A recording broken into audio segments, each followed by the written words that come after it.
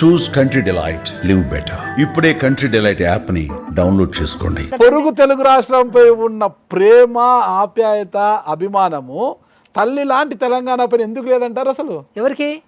మురళి ఆకునూరు గారికి. అయ్యో, మురళి ఆకునూరు గారికి అంత లవ్ ఉంది కాబట్టి, అంత ప్రేమ ఉంది కాబట్టి అక్కడ ఆంధ్రలో ఉన్నటువంటి సలహాదారు పదవిని రిజైన్ చేసేసాను కదా. ఏపీలో నాడు నేడు, తెలంగాణలో మన ఊరు మన రెండిటికి తేడా ఏంటండి? ఏది మంచి పథకం అంటారు? రెండు పథకాలు మంచివే, కానీ ఇంప్లిమెంట్ చేసే వాళ్ళలోనే ఉంది దుర్మార్గత్వం. ఓకే, ఇప్పుడు నేను చెప్పాను కదా, ఇప్పుడు అక్కడనేమో అంతే. ఎందుకంటే ఇప్పుడు నేను ఒక 1 yearలో నాకు టప నాకు 4,000 కోట్లు ఇచ్చాను, 4,000 కోట్లు అయిపోయింది. ఇప్పుడు ఏమైనా 1 yearలో 250 కోట్లు ఖర్చు పెట్టండు. ఓకే, అది అక్కడ తెలిసిపోతుంది కదా. ఇప్పుడు ఆయన అక్కడ ప్రతి 15 రోజులకు ఒకసారి రివ్యూ చేస్తాడు జగన్మోహన్ రెడ్డి గారు. ఈయన ఒక్కసారి రివ్యూ చేసిండా మన బడి గురించి? ఎలా ఖర్చు పెట్టారు 4,000 కోట్లు? సింపుల్, నేను అంతే కాంట్రాక్టర్స్ని అవాయిడ్ చేసి పడేసినాను. కమిటీ ఫామ్ చేసినాము, హెడ్ మాస్టరు, ఇంజనీర్లు, లోకల్గా మన పేరెంట్ కమిటీ మెంబర్స్. సో వాళ్ళ అకౌంట్లో ముందే డబ్బు పెట్టడం. సో వాళ్ళకి మొత్తం గైడ్లైన్స్ యాడ్ చేయడము. సో ఎవరో ఎట్లా కొనుక్కోవాలి, ఎంత కొనుక్కోవాలి, ఇంతకంటే ఎక్కువ రేటు కొనుక్కుంటే కొనండి మీరు అంటే టక్కన లోకల్ కొనేసుకుంటారు. చాలా చోట్ల డబ్బులు రాక హెచ్ఎంలు అంతా కూడా చాలా ఇబ్బందులు పడినారు కదా ఏపీలో కూడా. లేదే బిల్లులు రాక అంటే వాళ్ళు సొంత ఖర్చు పెట్టే వ్యవహారం లేదు కదా అక్కడ. ఓన్లీ ఇచ్చిన డబ్బులే ఖర్చు పెట్టడం. మీరు అక్కడ కాంట్రాక్టర్ అనే వ్యవస్థ లేదు. నువ్వు హెడ్ మాస్టర్ కాంట్రాక్టర్ పనిచేయడానికి లేదు. వర్కులు ఆగిపోయిన డబ్బులు, ఒక్కొక్కసారి డబ్బులు ఆగిపోతే అంటే మేము ముందే డబ్బులు పెడుతున్నాం, అవి ఆగిపోతే అప్పుడు పనులు ఆగిపోతే ఇబ్బంది పడతారు. కానీ జేబు నుంచి డబ్బులు పెట్టారు ఇక్కడ కూడా.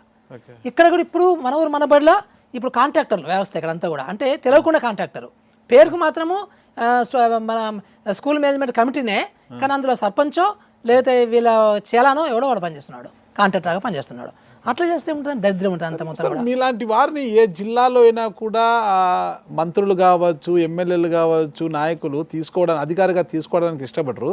రాజమండ్రిలో మీరు R&B డీగా ఉన్నప్పుడు మిమ్మల్ని ఎగ్జిక్యూటివ్ ఇంజనీర్ ఉన్నప్పుడు ఏరి కోరి తీసుకున్నారు. సరే, రాజమండ్రిలో R&B పోస్ట్ అంటేనే అప్పట్లో 10 లక్షలు 20 లక్షలు డిమాండ్ ఉండేది. అంత డబ్బు ఇస్తే మాత్రం పోస్టింగ్ రాదు, లేక కూడా ఎవరు కనీసం. అట్లాంటి జక్కంపూడి రామ్మోహన్ రావు గారు మిమ్మల్ని ఏరి కోరి ఎందుకు తీసుకున్నారు? రూపాయి ఖర్చు లేకుండా ఎందుకు తీసుకున్నారు మిమ్మల్ని? మీరు బాగానే సమాచారం సంపాదించారు, చాలా పాత సమాచారం అది. అదే అవును. సరే, మీలాంటి వారు రావడమే గుదిబండ లాంటిది అధికారం వీళ్ళకి, ఖద్దరికి. అప్పుడు అంటే మీరు చెప్పేది జక్కంపూడి గారి స్టోరీ ఏమో అది ఇంకోటి. నేను డిప్యూటీ ఇంజనీర్ చీఫ్గా జాయిన్ అయినప్పుడు ఆయన తీసుకున్నాడు అది ఎయిర్ కోరి. సో నన్ను యాక్చువల్గా కాకినాడ సూపరింటెండెంట్ రమ్మన్నాడు ఆయన జిల్లాకి. నేను రానని చెప్పాను. నేను అలాంటి పోస్ట్ మీరు భరించలేరు, నన్ను మీ కాంట్రాక్టర్లు భరించలేరు, మీ ఎమ్మెల్యేలు భరించలేరు, నేను రానని చెప్పాను. సో అప్పుడు ఇక్కడే డిప్యూటీ ఇంజనీర్ చీఫ్ ఉండే, నేను చాలా బ్రహ్మాండంగా చేశాను. దానికంటే ముందు 90s ఎగ్జిక్యూటివ్ అప్పుడు ఏంటంటే అర్జున్ రావు ప్రిన్సిపల్ సెక్రటరీ ఉండేవాడు. సో అర్జున్ రావుకి కొన్ని అంటే ఆయన వచ్చేవాడు, ఫ్రీక్వెంట్గా వచ్చేవాడు అక్కడికి. సో అక్కడ ఆయన నాకు క్లీన్ పర్సన్ ఉండాలి రాజమండ్రిలో అని ఆయన అనుకున్నాడు. అందుకని నేను క్లీనెస్ట్ అంటే నేనే మా డిపార్ట్మెంట్. బాగా టక్ చేసుకొని నీట్గా మంచి వైట్ చామ్, రూపాయి కూడా లంచం తీసుకునేవాడు.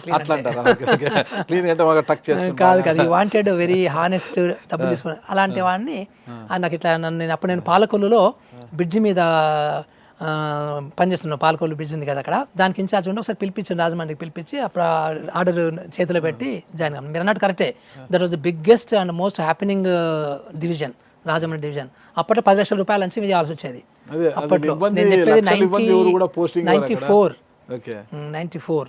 కానీ దాని తర్వాత నాకు ప్రైమ్ మినిస్టర్ నుంచి అపాయింట్మెంట్ వచ్చింది. నేను అక్కడ ఉన్నప్పుడే నాకు UN అపాయింట్మెంట్ అప్పుడే వచ్చింది. సో ఎగ్జూనియర్గా నేను ఒక 5-6 నెలలు పనిచేసానేమో. సో అప్పుడు నాకు PV నరసింహారావు గారు అప్రూవల్తో ఒక లెటర్ వచ్చింది, you're appointed as UN consultant అని. సో అప్పుడు నేను మళ్ళీ మహబూబ్నగర్ ప్రాజెక్ట్ డైరెక్టర్ వచ్చాను. డెఫినెట్గా. ఎప్పుడు కూడా మీ ఇంట్లో మీ శ్రీమతి గారు అడిగేవారు కదా, ఏంది ఇంత పెద్ద ఆఫీసర్గా ఉన్నారు, కనీసం ఇంట్లో ఒక సూట్ కేసు రాదు, ఒక బ్యాగ్ రాదు, కనీసం ఏం లేదు, ఏంది ఇది, ఎందుకు చేస్తున్నావు ఉద్యోగము, అవసరమా ఉద్యోగం అని ఎప్పుడు అనలేదు ఆవిడ? నాకు అదృష్టం ఏంటంటే, అంటే మా ఇంట్లో చెప్పాను కదా, మొత్తం మా చుట్టాలు అంతా కూడా మంచి భావజాలం ఉన్న వాళ్ళం అందరం కూడా. మా వైఫ్ కూడా అస్సలు ఎప్పుడు కూడా షీ నెవర్ అట్ ఎనీథింగ్.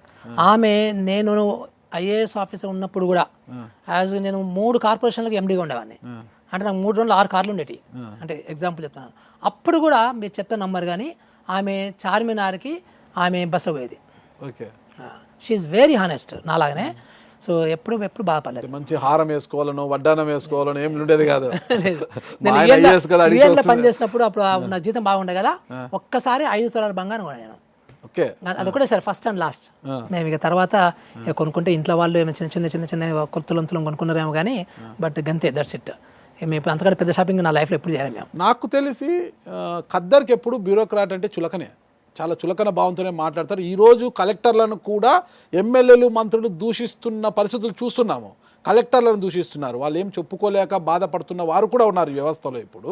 అలాంటిది అప్పట్లోనే జక్కంపూడి రామ్మోహన్ గారు మురళీ ఆకునూరి గారిని చూస్తే తల వంచి నమస్కరించే బుద్ధి అవుతుందబ్బా అన్న మాట అన్నారంటే ఏమంత గొప్పతనం అసలు? అంటే ఆర్ఎన్బి అంటే any engineering department for that matter any engineering డిపార్ట్మెంట్లో కరప్షన్ అనేది చాలా ఇన్బిల్ట్ ఉంటుంది.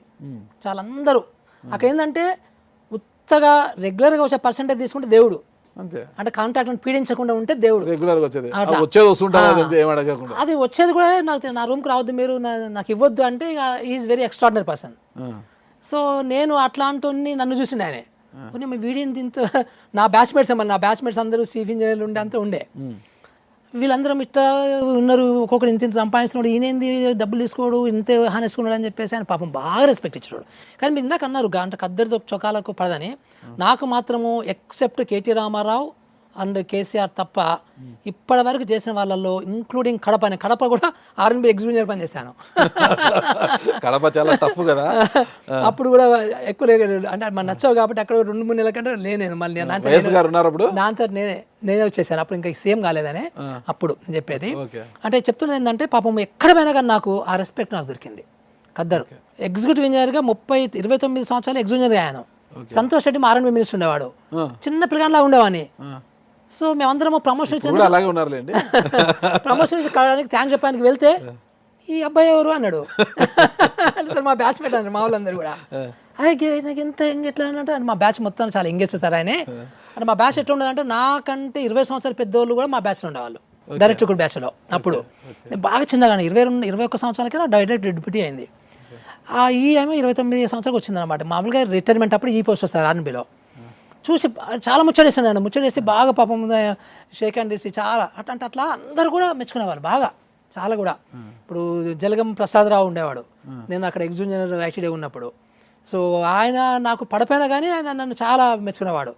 ఇట్లా మాట అని కాదు కాబట్టి ఇప్పటికి జలగం ప్రసాద్ గారు నాకు ఫోన్ చేస్తారు ఇప్పటికి కూడా. ఈ భావజాలంతో ఉన్నారు కదా మీరు. ఇప్పుడు ఆర్ఎస్ ప్రవీణ్ కుమార్ బహుజనవాదాన్ని ఎంచుకున్నారు. ఆయన బహుజనవాదం వినిపిస్తుంటారు. మరి మీ వాదం ఏంటి అసలుకి? నా వాదం ఏంటంటే మనము క్యాస్ట్ల గురించి మాట్లాడాల్సిన అవసరం లేదు. నాకు మరి క్యాస్టిజం అయిపోయింది కదా ఇక్కడ. అంటే విషయం ఏంటంటే క్యాస్ట్లు ఉన్నవి, క్యాస్ట్ల గురించి మాట్లాడుకోవడం కూడా అవసరమే. కానీ క్యాస్ట్ బేస్డ్ పాలిటిక్స్ చేయాల్సినటువంటి అవసరం లేదనిపిస్తుంది నాకు. ఎందుకంటే ఇప్పుడు పేదరికం అనేది అన్ని కులాల్లో పేదరికం ఉంటుంది. ఇప్పుడు ఒక్కొక్క ఊర్లో ఒక వర్గం వాళ్ళు ఎక్కువ పేదగా ఉంటారు. ఒక పర్టికులర్ గ్రామంలో లంబాడోళ్ళు బాగా పేదగా ఉండొచ్చు, ఎస్సీలు బాగుండొచ్చు. ఇంకొక దగ్గర ఆదివాసీలు పేదగా ఉండొచ్చు ఎస్సీల కంటే. ఇంకొక దగ్గర ట్రైబల్ ఆప్టేషన్లో ఎస్సీలు పేదగా ఉంటారు ఎస్సీల కంటే. అట్లాగే గద్వాల ఏరియాలో కురు వాళ్ళు ఉంటారు, గొర్రెల కాస్తోళ్ళు, వాళ్ళు పేదరికంగా చాలా భయంకరంగా ఉంటుంది. అంటే నీకు ఒక్కొక్క ప్రాంతం వారిగా కొన్ని కులాలు అంటే పేదరికం అనేది అన్ని కులాల్లో ఉందండి. Number 1 very important. సో మనము సమాజంలో కులాలు అనేది ఉంటే కానీ కులం పేరు మీద నేను ఈ కులం కాబట్టి ఈ కులం గురించి మాట్లాడడం అనేది స్టూపిడిటీ అనిపిస్తుంది నాకు. సో అందుకని మనము ఈ బహుజనవాదం అనేది కరెక్టే. ఇప్పుడు ఉన్నటువంటి రెడ్లు, వెలమలు, కమ్మలు వీళ్ళందరూ కూడా బాగా అధికార తృష్ణ ఉన్నవాళ్ళు, వీళ్ళు ఎక్స్ప్లాయిట్ చేసే సిస్టంలో ఉన్నవాళ్ళే. అట్లని చెప్పేసి అందరు కమ్మలు, అందరు రెడ్లు, అందరు వెలమలు కూడా దుర్మార్గులని కాదు. కానీ బట్ ఈ కులాలలో జనరల్గా ఆ డామినెన్సు, ఆ ఎక్స్ప్లాయిటేషన్ ఎక్కువనే ఉంటుంది. అంటే 90% మంది అలాంటి భావజాలం ఉన్న వాళ్ళే ఉంటారు ఈ కులాలలో, ఒప్పుకుంటాను నేను. అట్లని చెప్పేసి ఎస్సీలలో కూడా అలాంటి భావజాలం ఉన్న వాళ్ళు లేరా, సో బీసీలలో లేరా, ట్రైబల్స్ లేరా అని అంటే అందరూ కూడా ఉన్నారు కదా. ఇప్పుడు ఒక ఎస్సీ మినిస్టర్ ఉన్నాడు, మరి ఎస్సీ కుటుంబాలన్నీ బాగా డెవలప్మెంట్ అయిపోతున్నాయా? ఆయన కుటుంబం బాగుంటుంది అంతే కదా. ఒక ముదిరాజు కుటుంబం నుంచి ఒక పెద్ద మినిస్టర్ అయిండు, మరి ఆ ముదిరాజులో పేదరికం తీసేసిండా? తీయలే కదా. సో అంటే ఈ తప్పు ఇట్లా అంటే ఈ రకమైన భావజాలం అనేది తప్పు. ఇది బేసికల్లీ మంచి మనసున్న వాళ్ళు, ఆ నిబద్ధత ఉన్నవాళ్ళు, సో అందరి పట్ల కమిట్మెంట్ ఉన్న వాళ్ళు అనేది వెరీ ఇంపార్టెంట్ అంట నేను. సుమన్ టీవీలో మీ పర్సనల్ అండ్ బిజినెస్ ప్రమోషన్స్ కోసం కింది నెంబర్కి కాంటాక్ట్ చేయండి.